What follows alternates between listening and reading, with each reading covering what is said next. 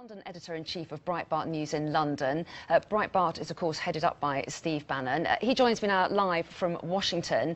Thanks very much indeed for talking to us here this evening.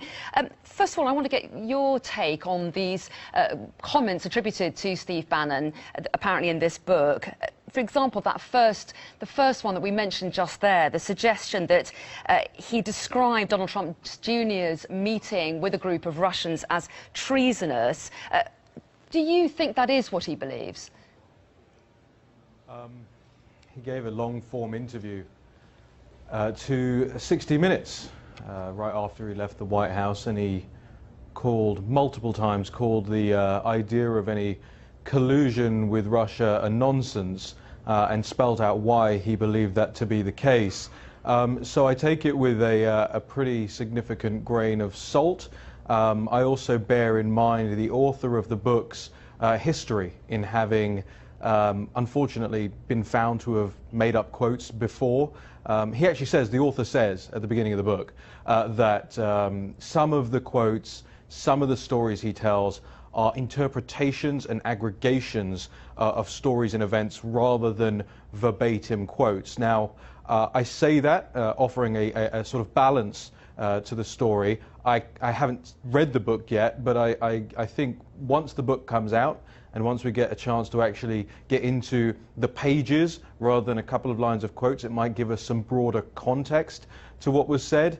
I don't think Steve thinks there was any treason in the Trump campaign. I'm not sure he would have participated as a US patriot in a campaign that had any treason. But I think he was probably reflecting on the fact that, you know, these things can get to those situations if the right people aren't present, if lawyers aren't present, if the wrong things are discussed in these meetings. And I think that's what he was intimating from what I can tell. Well, yes, and Steve Bannon himself, I don't think, has denied the quotations as yet. But as you say, that the book is not out yet. He's also reported to have talked about Donald Trump's goal never being to win the presidency, and the suggestion that he was perhaps horrified that he did win. Again, from what you know of Steve Bannon and his role behind the scenes, does that sound credible to you? I think what's credible about that story is that the president didn't expect to win the presidency, and I think that's what he's getting at there.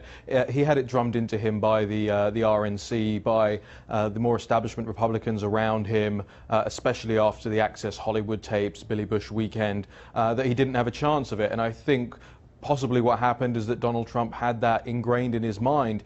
There was one person, and it's well documented in several books that have come out since the election, there was one person in the room at all times who said that he had a 100% metaphysical certitude of winning the election, and that person was Steve Bannon, and that's a pretty well documented fact. So you know, and I'll draw back onto actually the last time I spoke to you guys after I visited with President-elect Trump in his penthouse in Trump Tower, where he did seem taken aback by the victory. He did seem like you know, he didn't expect to win that night. And I don't think it's just President Trump's reaction that you have to look at there. I think you can look at how the stages were set between the Javits Center, Hillary Clinton's huge victory party that she planned to have, with the balloons falling from the glass ceiling above it, and President Trump's, or candidate Trump at the time, his rather small get-together that he was having that night in Midtown Manhattan that I went to as well. And that was a much more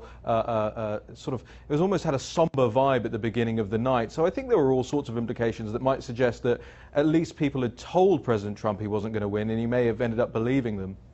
And Donald Trump is clearly furious that these things are being said, and he's been very angry towards Steve Bannon. He said, has he not only lost his job, he lost his mind when he fired him. I mean, relations could not be worse, presumably, between these two men.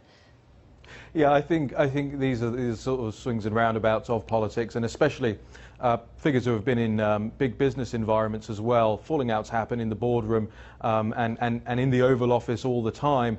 I think it's somewhat overplayed, because I think there are people out there who do have an agenda to drive a wedge between these two people. I think it suits certain constituencies. We know, for instance, that Mitch McConnell, the Speaker, is not exactly the Majority Leader is not exactly a fan of Steve Bannon, and he has the presidency here. So there are people out there who want this wedge to be driven more significantly between the two. But Sarah Huckabee Sanders said herself in the White House press briefing just moments ago that most of the book is false and farcical. Well, if she believes that to be true, then surely she believes that that could be true of Steve's comments too. So they're going to have to make up their minds. The White House will have to make up their minds about how much they believe this to be true, how much they believe that these were direct quotes from Steve or interpretations from the author. And I think we'll see where it goes from there. I can certainly tell you from this side of the pond, there isn't the sort of feeling of panic that a lot of the media are suggesting.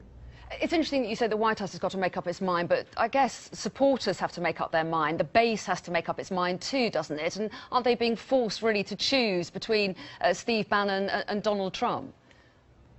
I think some people would want them to choose, yeah, but I'm not sure that they do have to choose. We host 6 hours of radio a day at Breitbart News, and Steve was hosting the radio show last night.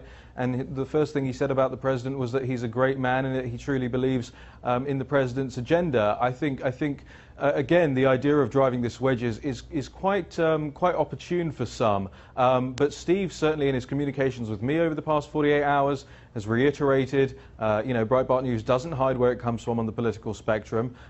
We maintain our belief in the MAGA agenda and everything that the president stood for during the campaign. And I don't think, at least from our side of things, there is any animosity.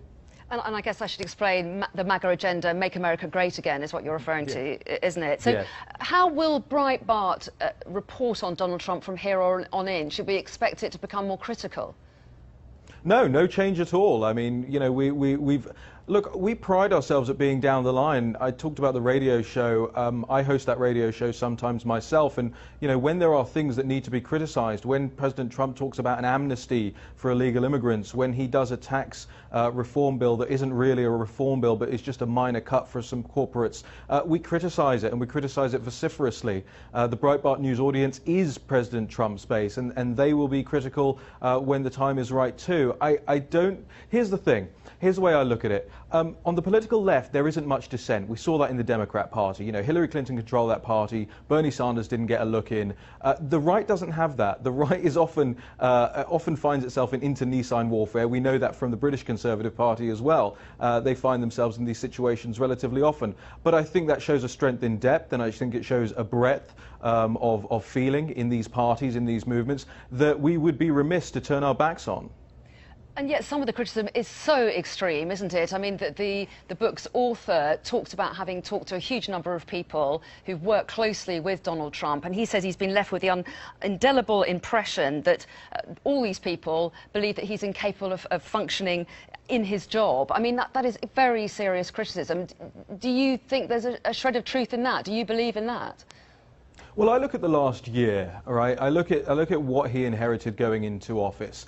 A crisis in Afghanistan, a crisis in North Korea, a Middle East that's fundamentally at war at the moment, a Europe that's pulling itself apart between Merkel and Viktor Orban and all of this sort of thing, and America standing there going, what the heck do we do about all of this stuff? Well, look, in the first year you've had new Supreme Court judges, you've had new circuit judges, you've had a tax reform bill, which, as I say, not much to my liking, but it is a legislative achievement. You've had the decimation of the Islamic State in Iraq and Syria. I think the first year, actually, people are looking at this and going, you know what, we feared the worst. It's actually been pretty good. And I think Trump's base is reflecting that by holding up support for him. So, if I had one thing to say to this president, just keep on doing what you're doing and don't get bogged down by books, written by Guardian authors. It's not a reliable source as far as I'm concerned. But is he going to listen to your advice? How closely is he going to listen to the likes of Breitbart again when he's sending legal letters to Steve Bannon? I mean, is Breitbart going to be marginalised now, do you think?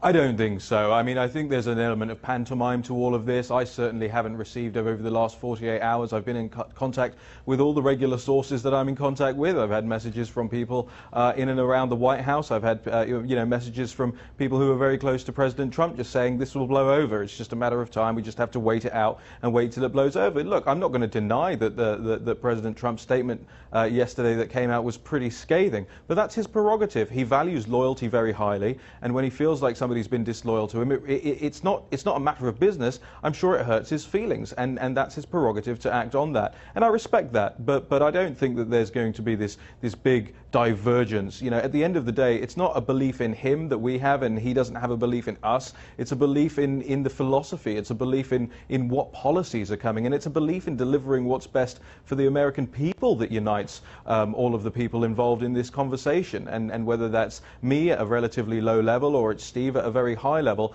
I think you'll see this blow over in the next couple of days, and it'll be back to business as usual. OK, Raheem Kassam, thanks very much indeed for your thoughts tonight. Thank you. We will make America great again.